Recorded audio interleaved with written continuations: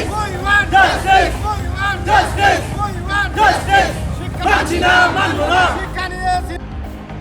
नौकरी रद्द किए जाने को लेकर कोर्ट के खिलाफ प्रदर्शन पर उतरे प्राथमिक शिक्षक। Every drop of water counts. SBM Gold's water tank is the most sustainable and durable water storage solution available. Our hashtag Asli Commitment. नौकरी रद्द करने को लेकर प्राथमिक शिक्षक कोर्ट के खिलाफ आंदोलन में उतरे। प्राथमिक शिक्षक शनिवार को सिलीगुड़ी के बाघाजतीन पार्क के मुख्य द्वार के सामने विरोध प्रदर्शन में शामिल हुए।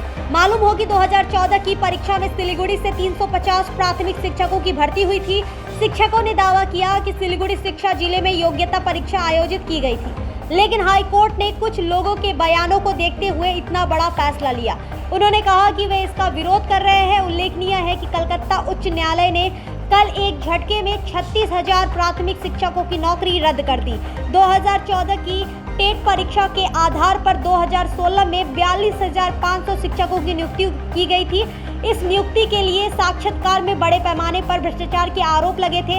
साक्षात्कारकर्ताओं ने जज को गवाही दी कि भर्ती परीक्षा में एप्टीट्यूड टेस्ट भी नहीं लिया गया था। राज्य को 3 महीने के भीतर भर्ती प्रक्रिया को नए सिरे से शुरू करने को और पूरा करने का आदेश भी दिया गया है।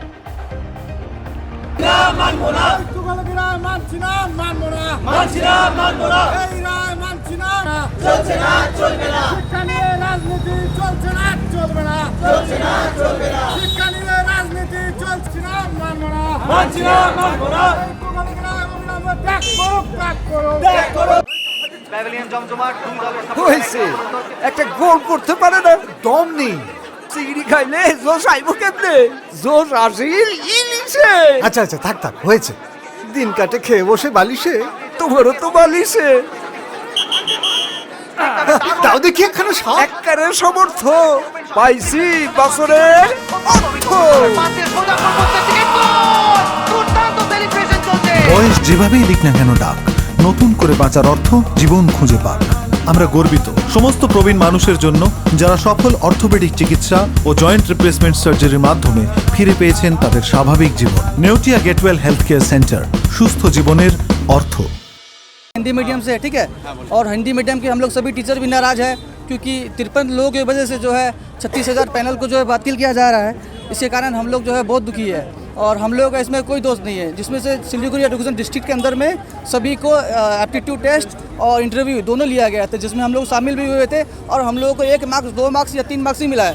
हम लोगों को 9.5 या 10 मार्क्स नहीं मिला है, जिसके कारण हम लोग इसमें किसी तरह इस तरीके से भी हम लोग दोषी नहीं है। तो हम लोग इस चीज़ को बिल्कुल बॉयकट करते हैं। अभिजीत गांगुली ने जो डिसीजन दिया है, जो निर्णय दिया है, हम लोग इसको बिल्कुल समर्थन नहीं कर रहे हैं। ये बिल्कुल उन्होंने ईगो के वजह से लगता है हमें उन्होंने ये डिसीजन दिया है, जो 2 केस से उनको निकाला गया है सुप्रीम कोर्ट ने। तो इसमें हिंदी मीडियम हो या बांग्ला मीडियम हो, हम सब एक है और हम लोग इस डिसीजन जो अभिजीत गांगुली ने दिया है, इनको हम लोग बिल्कुल भी समर्थन नहीं करते, बिल्कुल नहीं। हो सकता है हम लोग का आंदोलन आगे जाके और तेज़ होगा और भयानक रूप ले सकता है। तो इसीलिए हम लोग नहीं चाहते कि हम लोग का आंदोलन और आगे बढ़े। तो कोर्ट को अगला कुछ अच्छा स्टेप लेना पड़ेगा हम लोग के खिलाफ, हम लोग के सपोर्ट में, हम लोग के फेवर में। जो जेन्युइन लोग हैं उसके बारे में सोचना ही पड़ेगा, क्योंकि और कोई ऑप्शन हमारे पास भी नहीं है और कोर्ट के पास भी नहीं है और कानून के पास किसी के पास नहीं है। क्योंकि हम लोग कितने टीचर शामिल है? हम लोग हिंदी मीडियम लगभग 70-75 टीचर हम लोग हिंदी मीडियम में 17 में ज्वाइनिंग किए थे। लगभग टोटल 350 बंगाली, हिंदी, उर्दू, बांग्ला सब मिला के था। लेकिन हिंदी मीडियम लगभग हम लोग 75 लोग शायद ज्वाइन किए थे, जिसमें सभी कुछ 10 सब टीचर ही शामिल थे।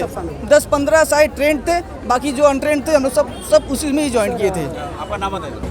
দেখুন, গতকালের রায়ের ভিত্তিতে আমরা অর্ডার কপিটা পেয়েছি এবং এই অর্ডার কপিটা নিয়ে আমরা বিশ্লেষণ করেছি এবং সেই অর্ডার কপি থেকে একটি জিনিস স্পষ্ট হয়ে আসছে।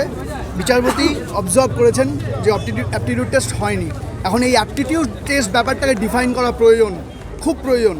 শুধুমাত্র বোর্ডে চক ডাস্টার দিয়ে অঙ্ক শেখানো বা কবিতা বোঝানো বা যে কোনো ধরনের বোর্ড অ্যাক্টিভিটি শুধুমাত্র অ্যাপটিটিউড টেস্ট নয়, সেইটা সাইকোমেট্রিক স্টাডি থেকে বা সাইকোলজিক্যাল স্টাডি থেকে আপনারা জানতে পারবেন। যদি আপনারা একটু তৎপর হন, দয়া করে অর্ডার কপিটি পড়ুন এবং আমি বলছি আপনারা মিলিয়ে নেবেন পরে অ্যাপটিটিউড টেস্ট কী হয়।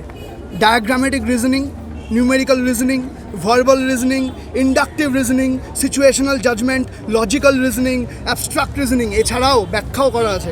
cognitive ability tests designed to assess your logical reasoning or mental ability is called an aptitude test. এটা আগে বুঝতে হবে। এবং এই যে অর্ডার কপিতে বিভিন্ন শিক্ষা জেলার বিভিন্ন ইন্টারভিউয়ারদের যে বক্তব্য এখানে পেশ করা হয়েছে তার মধ্যে অনেকে বলেছেন নো অ্যাপটিটিউড টেস্ট, অনেকে আবার বলেছেন অ্যাপটিটিউড টেস্ট ওয়াজ টেকেন। শুধুমাত্র নো অ্যাপটিটিউড টেস্ট যিনি বলেছেন তার কথাকে ধার্য করা হলো, তার কথাকে গ্রহণ করা হলো, এবং যিনি বলেছেন অ্যাপটিটিউড টেস্ট হয়েছে তার কথাকে গ্রহণ করা হলো না। এবং বিচারপতি একটি কনক্লুশনে এসছেন যে there was no aptitude test taken at all. এই যে বক্তব্যের অসঙ্গতি, এইটাকে আমরা এর বিরুদ্ধে আমরা পরবর্তীকালে আরও বড় আন্দোলনে যাব। এছাড়াও আরও অনেক পয়েন্ট আছে যেগুলি আমরা হাইলাইট করেছি। তার মধ্যে একটি হলো এই যে 14 নম্বর অর্ডার কপির 14 নম্বর প্যারাগ্রাফে তিনি এরকম লিখেছেন, উনি লিখছেন অর্ডার কপিতে লিখছেন মাননীয় বিচারপতি, eligible for appointment as a primary school teacher. Huge number of such absurd awarding of marks has come to light. এই যে হিউজ নাম্বার বললেন এবং অর্ডার কপিতে তিনি যে নাম্বারগুলি দেখালেন, পেশ করলেন, সেখানে শুধুমাত্র 53 জনের এই রকম অসঙ্গতিকে তুলে ধরা হয়েছে। এবার আমার প্রশ্ন, আমাদের সকলের প্রশ্ন, 53 জনের অসঙ্গতি কি 36,000 জনের ভাগ্য নির্ধারণ করতে পারে?